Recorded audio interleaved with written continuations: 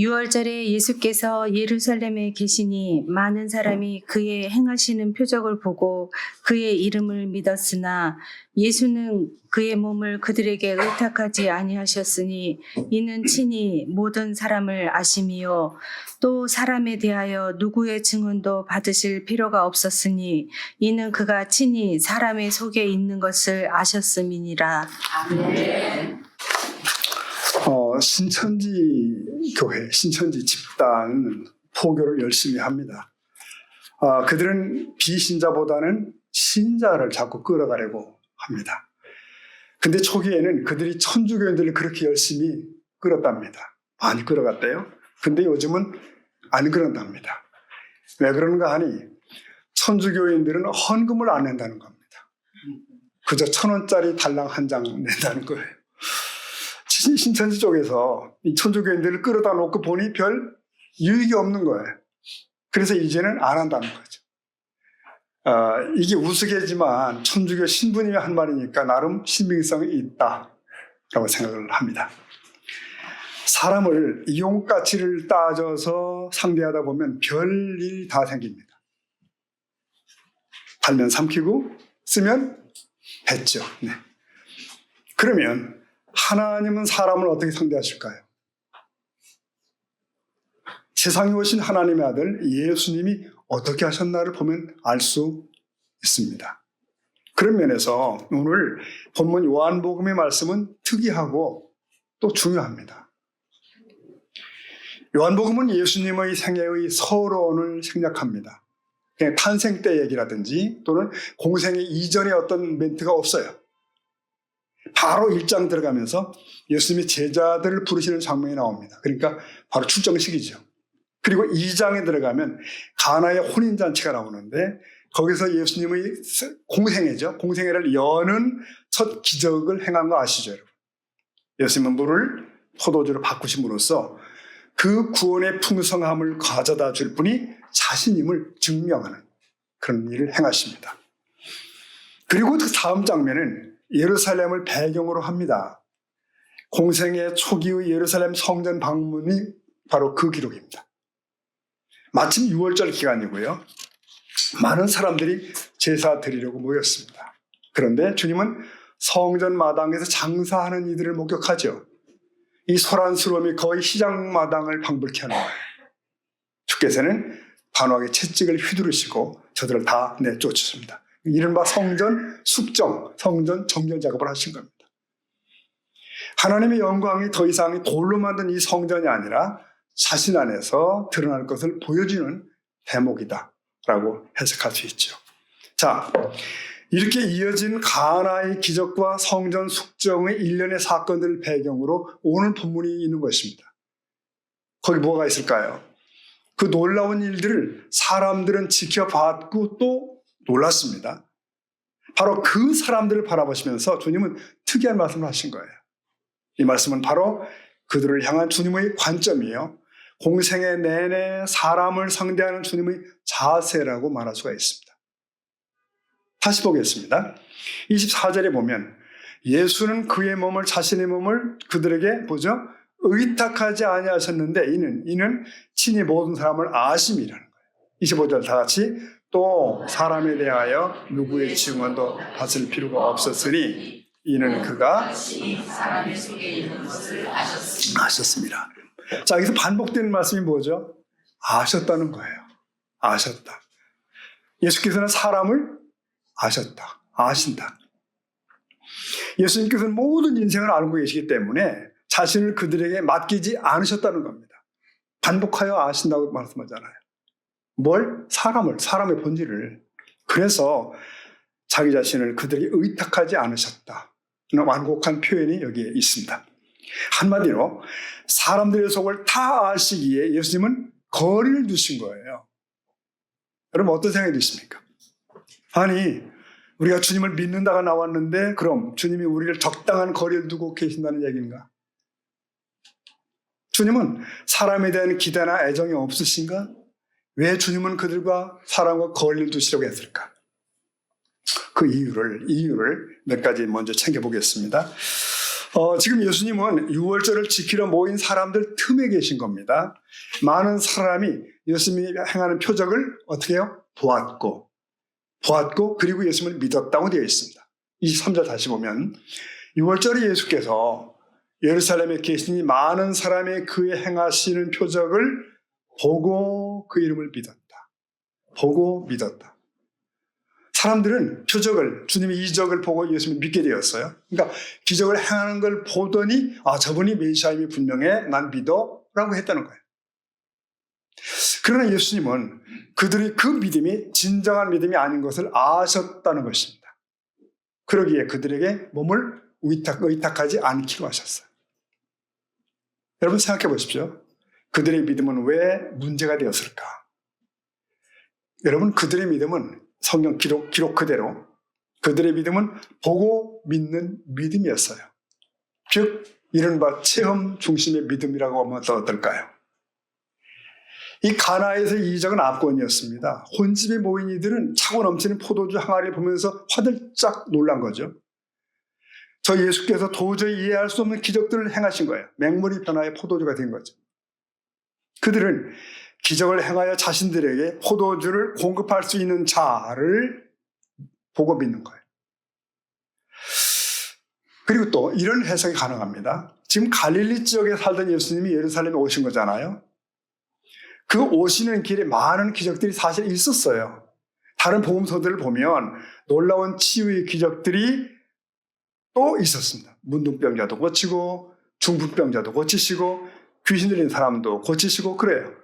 그런데 그 소문이 얼마나 빨리 퍼졌겠어요. 예나 지금이나 신문이 없어도 TV가 없어도 소문은 빠릅니다. 그 소문이 어찌 예루살렘에 퍼지지 않았겠어요. 예수님은 기적으로 다 병을 치유하는 분이라는 거예요. 그 예수가 예루살렘에 오신다는 소문을 들은 사람들이 몰려들은 거죠. 그 이적들을 특히 보았던 이들이 앞장서서 온 것입니다.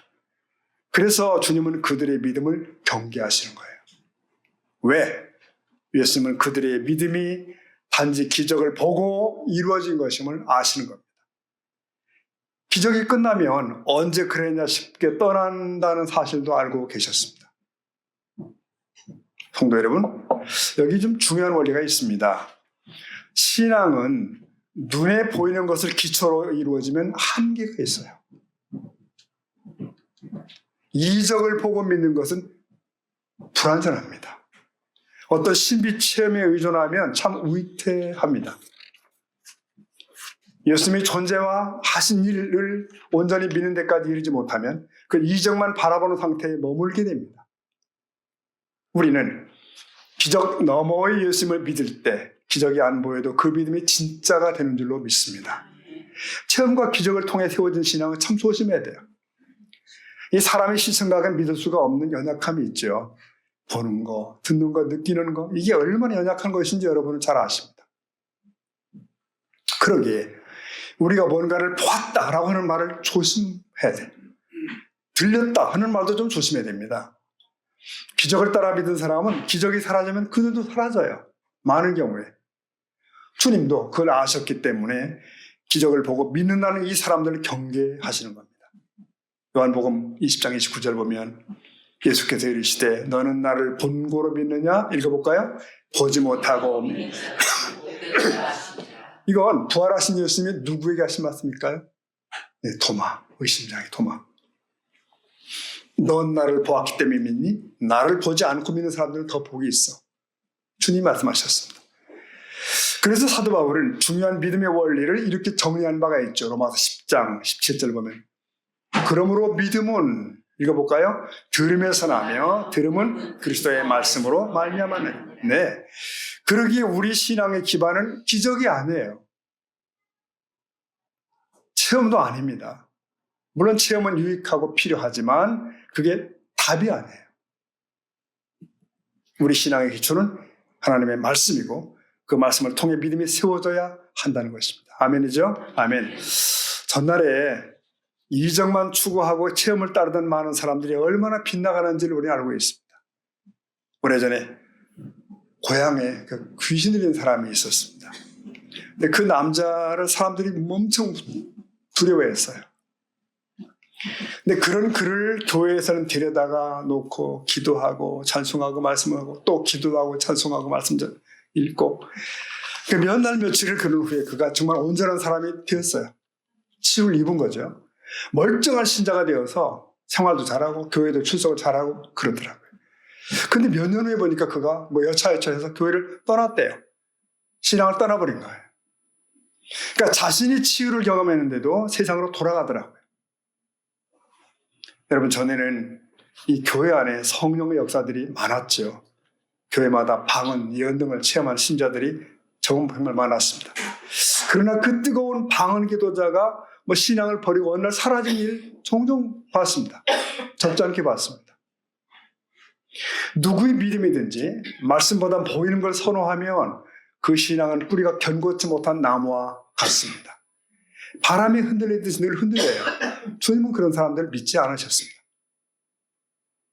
우리 주님은 기적에 근거한 믿음보다 말씀에 근거한 믿음을 더욱 기뻐하십니다. 바라기는 저와 여러분도 그렇게 되길 축복합니다. 하나님은 그런 사람을 가까이 하시고 또 그런 이들을 들어 쓰시죠. 네. 자, 예수님이 자신을 그들에게 위탁치 않은 또 다른 이유가 있다면 뭘까요?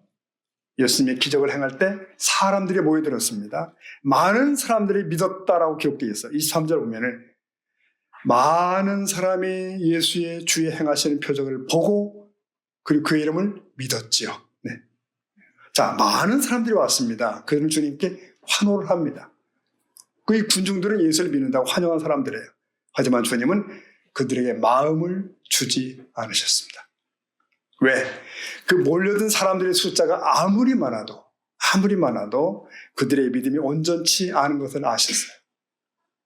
다수라는 그 숫자가 허수인 걸 주님은 잘 아셨습니다. 성도 여러분, 많은 사람이 옳다고 한다고 해서 옳은 거 아니죠. 네, 다수에게 나를 의지하면 안 됩니다. 오늘 우리도 이 숫자에 대한 기대나 믿음을 버릴 것이 요구됩니다. 보십시오. 오늘날 이 민주주의라는 것에서 다수결을 내세우고 다수가 선이라고들 얘기를 합니다. 정치인들은 여론의 결과에 전전긍긍합니다. 그러니까 무엇이 옳으냐보다는 사람들이 뭐라고 하느냐에 신경을 써요. 그러나 우리 예수님은 다수를 의지하지 않았습니다. 오히려 소수를 데리고 일을 하셨어요. 당시 사람들이 볼 때 한 주먹도 안 되는 거죠. 로마 군단은 수천 명, 수만 명씩 이동을 했어요. 주님의 제자는 소수였죠. 그렇다고 우리 예수님이 다수의 사람을 무시하거나 불신했다는 뜻은 아닙니다. 다만 다수라고 해서 옳다고 여기지 말자는 것입니다. 그것이 정의요 힘이라고 여기지 말라는 것입니다. 만약 그런 잣대로 된다면 우리 예수님은 실패한 분이겠죠. 그분은 갈릴리 촌 사람들 몇 명을 데리고 다녔어요. 그가 마지막 십자가에 달릴 때 그 곁에는 그저 몇 명이 남아 있었어요. 그렇다고 실패한 것일까요? 아닙니다. 5대양 6대주에 그를 추종하는 이들이 가득 차 있습니다. 오늘 우리 주님은 자신의 목적을 다 이루셨어요. 그리고 승리하셨죠. 그러기에 다수가 이긴다고 여기면 큰 실수하는 것입니다. 우리는 구약의 내용을 압니다. 기드온이 미디안과 싸우려 군사를 일으킬 때 3만 2천 명이 모였죠. 그때 하나님이 너무 사람이 많다고 그러시는 거예요. 많다. 그래서 줄이고 또 줄이고 해서 얼마나 남죠? 300이 남았습니다. 딱 300명. 결국 얼마나 많은 사람이 있는가 하는 건 중요한 것이 아닙니다. 거기에 하나님이 함께 하시는가 그거죠. 결국 하나님은 끝까지 남은 300명을 통해서 미디안 대군을 처리하시잖아요. 상황 끝났습니다. 우리 예수님의 생애를 한번 살펴보십시오. 그분은 군중을 조직하지 않으셨습니다. 그들을 신뢰하지도 않았어요. 오히려 주님은 그들을 피하시고 떠나셨어요. 오직 하나님만을 의뢰하고 사람은 의지하지 않으셨습니다. 그래요. 사람은 절대로 믿음의 대상이 아닙니다. 숫자에 속지 마십시오. 숫자는 신뢰의 대상이 아닙니다. 수가 많다고 성공한 것도 아니고요. 소수라도 철저히 하나님을 의지할 수 있는가? 하나님의 뜻만을 앞세우고 나가는 자들이 승리를 붙드는 줄로 믿습니다. 교회도 그렇죠. 교회도.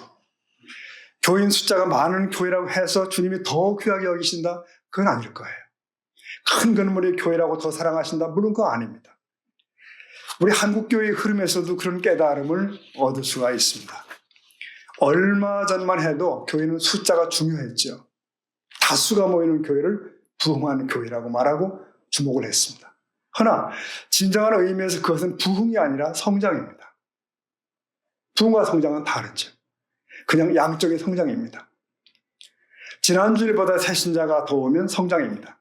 지난해보다 금년에 교인이 늘면 성장입니다. 물론 이것도 중요합니다. 그러나 그 성장의 진정한 부흥은 아닙니다. 진정한 부흥은 각 영혼이, 각 심령이 깨어 일어나는 것입니다. 그것이 부흥입니다. 특히 21세기에 들어와서 우리 한국교회는 성도 한 명 한 명이 진정한 제자가 될 수 있겠는가를 주목하고 있습니다. 우리는 무조건 다수를 따라가지 않습니다. 진리편에 설 수 있는 그 소수를 바라봅니다. 그날 예수님은 많은 사람이 믿는다고 왔으나 그들을 힘으로 여기지 않았습니다. 그들에 의존하지도 않으셨습니다.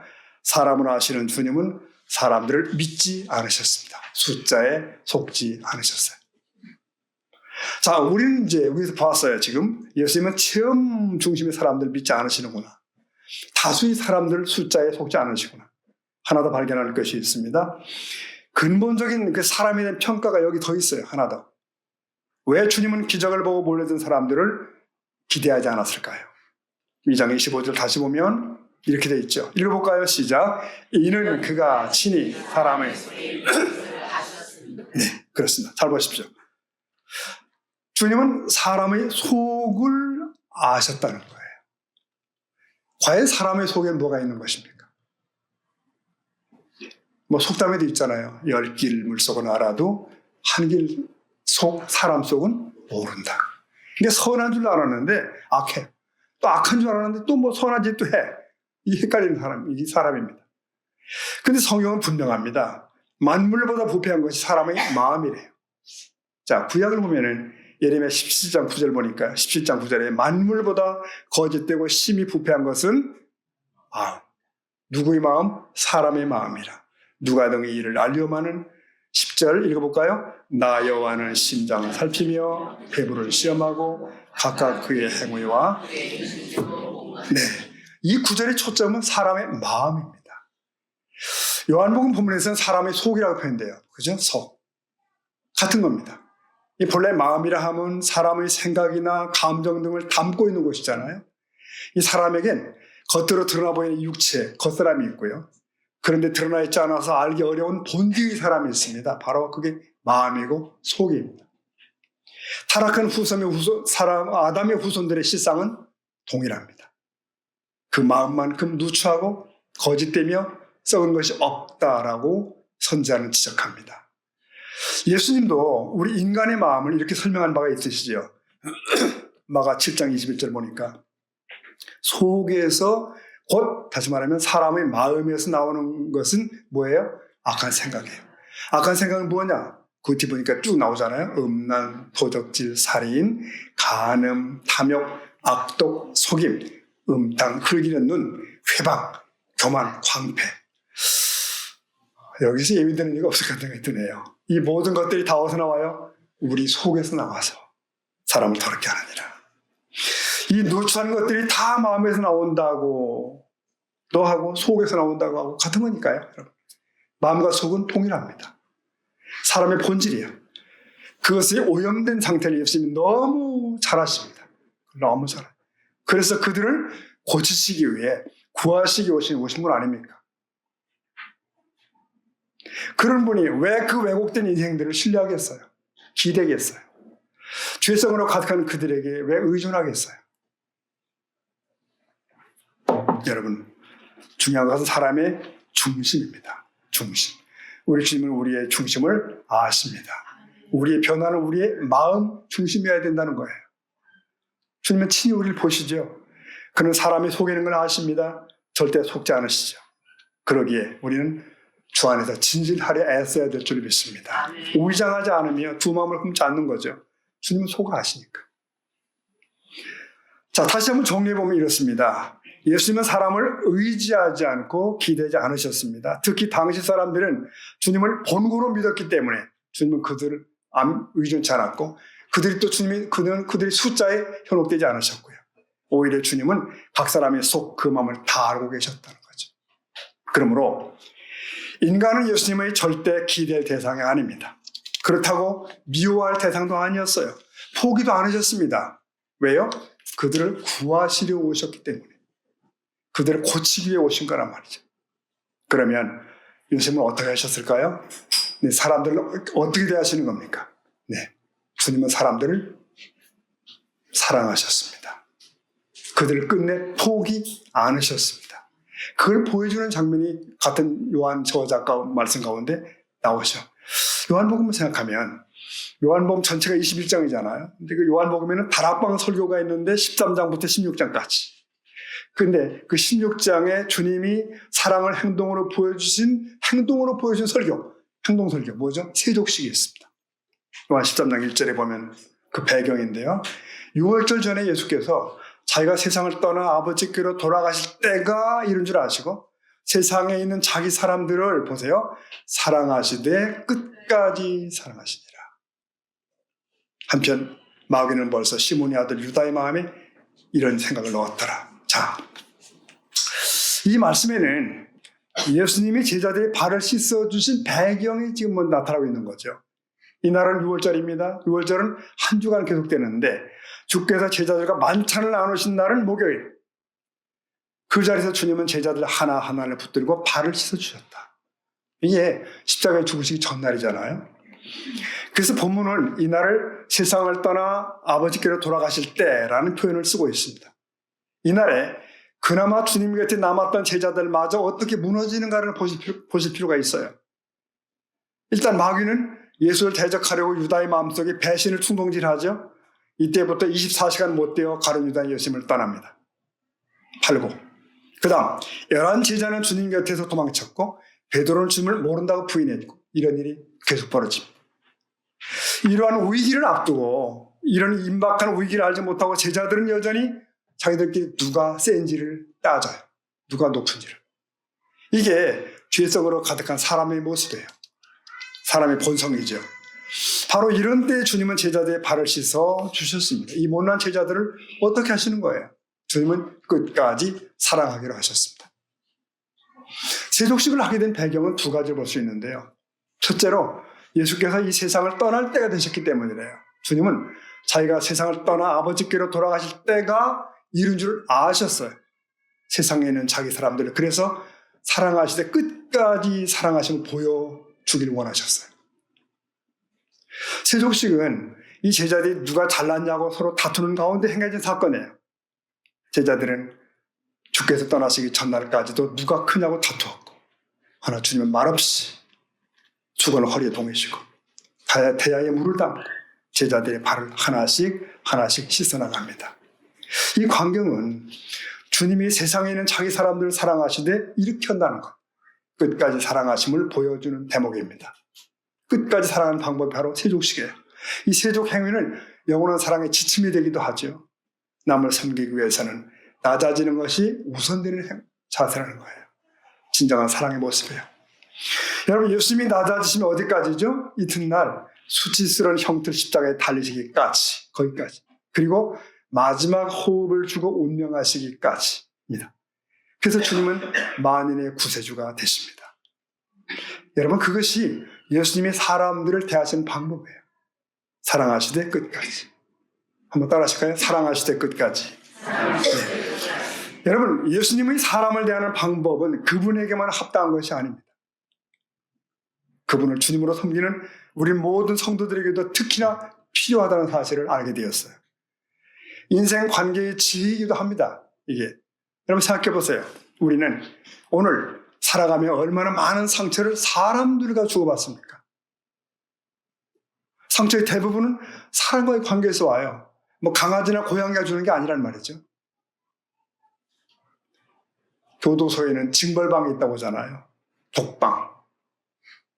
홀로 있게 하는 게 가장 무서운 벌이라고. 그러고 보면 사람이 홀로 있지 않고 더불어 산다는 게 참 중요합니다. 그런데 그 더불어 산다는 것이 참으로 어렵기 그지 없습니다. 분노와 상처 등이 다 거기서 나오잖아요. 거기서 발생합니다. 이 문제를 어떻게 하면 좋죠? 오늘 예수님이 사람을 대하는 자세를 봅니다. 그것은 어쩌면 우리에게도 꼭 필요한 대인관계의 기술일 수도 있는 것 같아요. 방법일 수도 있어요. 그러한 처신은 우리 인생의 큰 지혜가 되기도 합니다. 보십시오. 주님은 사람들을 믿지 않으셨습니다. 기대지 않으셨어요. 의존하지 않으셨습니다. 단지 어떻게 해요? 사랑합니다. 끝까지 사랑합니다. 그래서 인내하고, 그래서 용서하고, 그래서 보듬는 거예요. 우리 참 사람은 참 불완전하죠. 근데 그런데도 그 불완전한 존재를 믿는 데서 사달이 나는 거예요. 너무 믿어요. 서로는 사랑해야 할 대상일 뿐입니다. 네. 그것을 알고 그렇게 할 수 있다면 세상은 참 편안할 거예요. 너도 나도 그럴 수 있다면 우리들의 만남과 우리들의 세상과 우리의 공동체는 참 편안하겠죠. 얼마 전 한 일간지 칼럼에서 이제 본 기억입니다. 일본의 한 마을을 썼어요. 그 마을 사람들이 특이하게 장수를 한다는 거예요. 장수. 근데 그 원인을 이렇게 분석을 해보니까 이웃과의 관계라고 써 있었습니다. 이웃과의 관계. 그들은 그러니까 서로 너무 친한 것도 아니고 그런가 하면 또 멀지도 않다는 거예요. 여러분, 보통 우리는 아주 가깝기를 그렇게 기대하지만 거기서 참 어려움이 많잖아요. 특히 가족이 그런 거 아닙니까? 반면에 또 너무 멀고 싸늘하면 그것도 견디기 어려워요. 네. 그 마을 사람들은 어떻게 하냐면 그런 거죠. 길에서 만나면 누구나 인사하고 잘 지내는 거예요. 그러나 꼭 그 이상으로 나가야 되는 건 아니라는 거죠. 집을 비울 때면 부탁할 정도는 되지만 서로 집에 숟가락을 다 세울 필요는 없다는 거예요. 이해되시죠, 여러분? 그러니까 서로 편하게 서로 반말 정도는 하지만 그 이상으로 서로 엎어지지는 않는다. 그런 겁니다. 그 적절한 거리의 편안함이 모두를 편안케 한다는 거예요. 나아가 장수하게 한다는 거죠. 장수마을. 여러분, 이것 또한 이 관계의 지혜임이 분명합니다. 많은 인간관계가 이 기본 원리도 안 되기 때문에 혼란스러워요.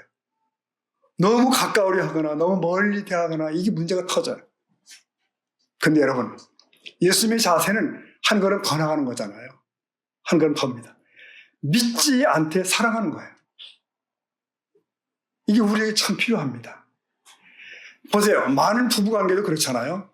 서로에게 너무 기대하는 거라 상대를 너무 믿었기 때문에 뭐가 와요? 실망이 있는 거죠.